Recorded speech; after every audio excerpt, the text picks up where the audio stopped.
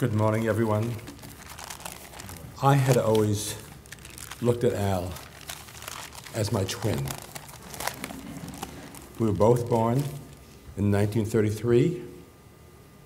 Yes, he's younger than me by 2 months. We were married the same year, 1959, except he jumped the gun on me 4 months before we were married. Both of our wives were gorgeous, and Al was madly in love with Judy forever and ever, as I was with my wife. Both of our wives were photographers, although none as accomplished as Judy was. We did everything. So I'm a friend from Aspen and New York, and here a little bit, and also a fellow patient of Louis Bibigliani. There's no escaping Al Glickman. Understand that. And so when I visited Louis Bibigliani, I wanted him to look at my shoulder, and the first 15 minutes was a dissertation about Al Glickman. So Evelyn and I were looking for a house to buy in Aspen, and there's a house we saw in West Buttermilk, but it had a dark room, and we didn't need a dark room, but Judy Glickman did. So they bought the house.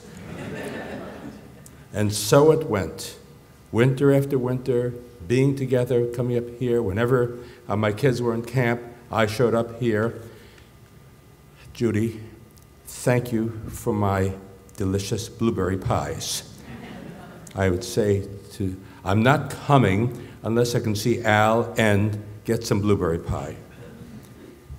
But we all skied together. Every day, no matter when you came, you didn't even have to call.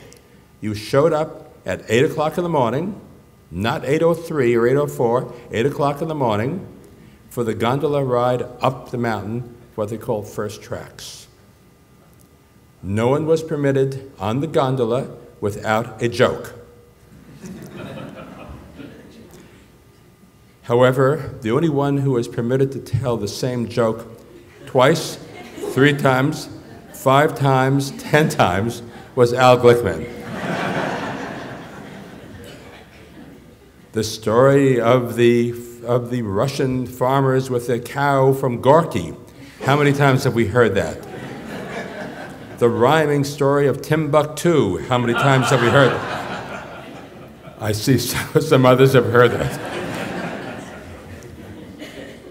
But Al then started to fall once or twice in skiing, and later on he told us he had been diagnosed with Parkinson's. Was this the end? No. This was the beginning of the courageous Al Glickman, a different but a great Al Glickman. We would all start skiing in the morning. He would take his medication, we'd ski for 1 hour, and not even that, have our coffee and hot chocolate at the top of the mountain in special mugs provided by Al Glickman, go for lunch, and then off we would go. I asked Al, tell me, are you still playing tennis? He says, yes, I am. Great. He said, you know, when I play doubles, my favorite stroke is yours.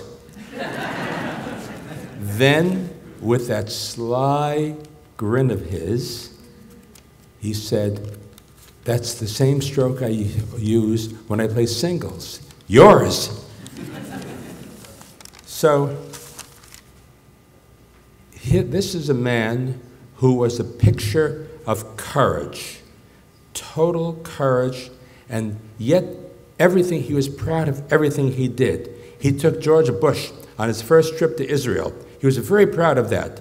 And our foreign policy, the nation's foreign policy, he felt was very much informed by that trip that he took with him.